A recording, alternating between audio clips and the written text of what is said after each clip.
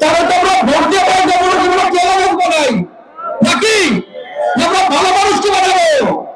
সেই ভালো মানুষকে বিরাট টাকা দেখেন, আমরা বিগত দিনে আমাদের বাচ্চা যারা ভুল করেছে বাটন চালু থেকে ভোট না দিয়ে, কিন্তু আমরা এই 2026 সালে আমরা সেই ভুল করতে চাই না। কি বলেন?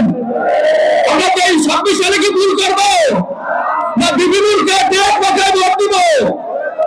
12 তারিখে এই বিরাট টাকায় ভোট দিয়ে তারেক জিয়ার হাতকে আমরা শক্তিশালী করবো। তারেক জিয়ার হাতকে আমরা 12 তারিখে বিরাট টাকায় ভোট দিয়ে তারেক জিয়ার হাতকে আমরা শক্তিশালী করবো।